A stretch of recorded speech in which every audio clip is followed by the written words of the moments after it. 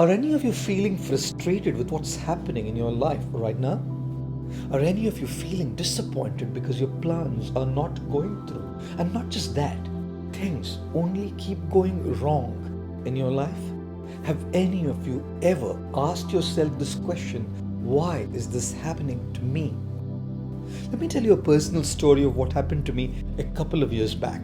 In November of 2014, I went on a spiritual trip led by my guru Radhanath Swami to the small yet very vibrant temple town Udupi. 5,000 of his students and followers had gathered there from all over the world to spiritually charge themselves through his uplifting company and association. Every morning of the 3 days we were there, approximately 10 groups of 500 each would visit various spots of historical and spiritual significance in and around Udupi, and in the evening, Radhanath Swami would enthrall all of us by his mesmerizing talks, and then after the talk, he would lead everyone into a blissful experience of call and response chanting, kirtans, where everyone would come up on their feet and start dancing as they were responding to the beautiful melodies of the mantra chant. One evening, the chanting reached a crescendo. Everyone was dancing with super energy and enthusiasm, and one of the participants pulled me in as well. Oh, it was amazing. We were spinning, we were jumping, we were holding hands and going around in circles at a very high speed. And then suddenly, I felt the bone in the little toe of my left foot cracking. I was in excruciating pain. I came to the side and sat down. A friend noted this, came to me, and along with another man led me to the medical tent, which was a part of the trip for examination. As I walked there on one foot, limping, my hands around the shoulders of these two men, someone came up and asked, "Lag gaya kya?" A little irritated by the question, I said, "Nahi, langdi khelna seekh raha hu." The guy didn't know whether to laugh or cry, and feeling sorry for my plight, went back to the chanting and dancing.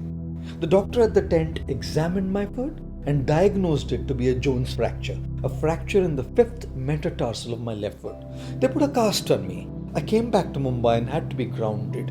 All my travel plans were cancelled, and that also meant not being able to attend this very important summit in Germany where I was meant to be a keynote speaker. It was frustrating.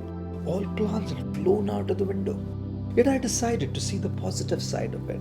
For the 3 months that it took for recovery, I worked on my overall health, caught up with good rest, read a lot, met a lot of people, which is otherwise hard because of my hectic travels. And by Jan of 2015, I was up and running back to my normal schedules. And then 4 months later, in early May 2015, I got up one night just to use the restroom. I put my foot down from my bed and guess what? Same cracking pain again at the very same spot of the little toe of my left foot. It was exactly the same pain. And based on my last experience, I knew for sure it was a fracture. All night I was thinking, 3 months of pain until recovery again, all plans wiped off, all travel cancelled. Why?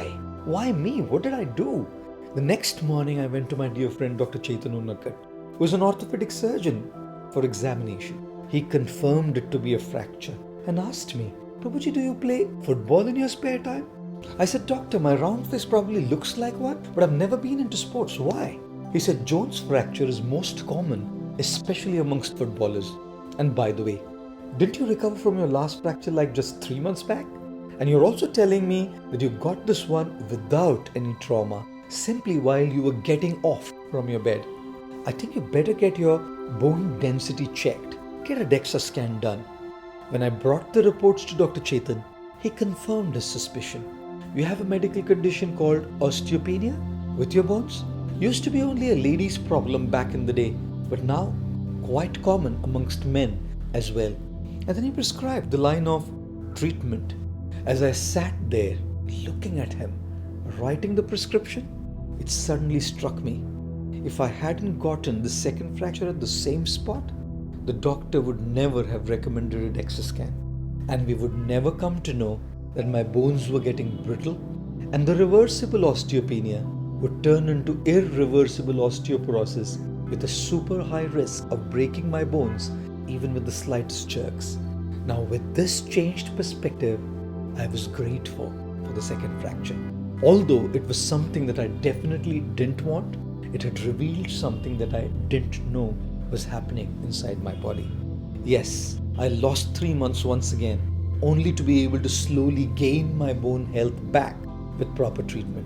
Ladies and gentlemen, what is good and what is bad is a very relative thing.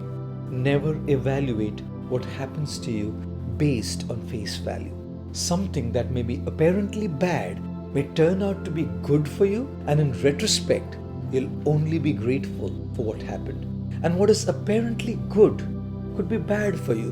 And when you look back, you may think, as much as I liked it back then, how I wish this wouldn't have happened.